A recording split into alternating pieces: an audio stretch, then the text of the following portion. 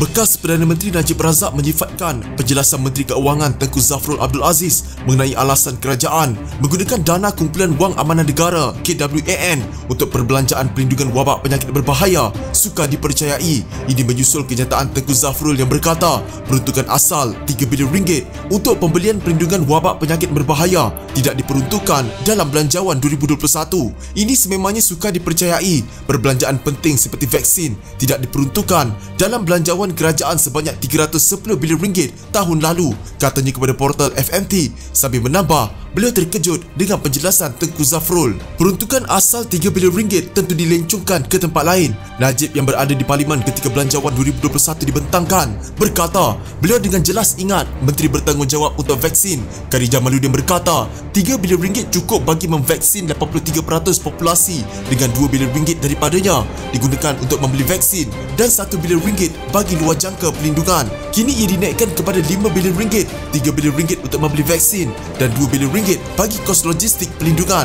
Adakah kita percaya harga vaksin tiba-tiba 50% lebih mahal manakala kos logistik naik 100% dalam tempoh 5 bulan antara Disember tahun lalu hingga April? Najib berkata dana KWAN memberi pulangan aset cukup baik pada purata 6.3% lebih tinggi daripada kos pinjaman bon jangka panjang kerajaan. Beliau memberi contoh pinjaman domestik kerajaan baru-baru ini sebanyak RM4.5 bilion dengan kadar faedah 3.48% dan sukuk 10 tahun sebanyak RM5.4 bilion yang dikumpul daripada pasaran asing dengan kadar faedah 2.07%.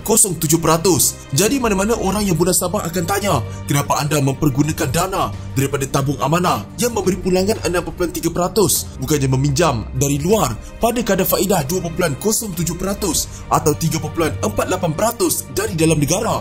Angka hutang negara RM1 triliun ditakuti dan had kerajaan mengenai nisbah hutang daripada KDNK kemungkinan besar ialah sebab kerajaan memutuskan untuk menggunakan dana KWAN bagi membiayai keseluruhan RM5 bilion untuk pelindungan. Ia merugikan dari segi politik bagi Kerajaan Perikatan Nasional untuk menjadi kerajaan pertama di negara ini yang melanggar had itu. Beliau berkata penada RM1 triliun akan merujuk hutang langsung kerajaan dan tidak termasuk liability luar jangka serta jaminan kerajaan yang dimasukkan Kerajaan Pakatan Harapan terdahulu dalam pengiraan hutangnya. Najib berkata ketika kerajaannya hilang kuasa, hutang kerajaan berjumlah RM686.8 bilion dengan nisbah hutang daripada KDNK ialah 48.7%. Katanya jumlah itu meningkat kepada RM793 bilion pada akhir 2019. Menjelang hujung tahun lalu, jumlah hutang meningkat kepada RM879.6 bilion iaitu 62.2% daripada KDNK. Ini lebih tinggi daripada had 60%. Oleh itu Najib berkata menggunakan dana KWAN tidak akan meningkatkan jumlah hutang dan melanggar penanda RM1 triliun.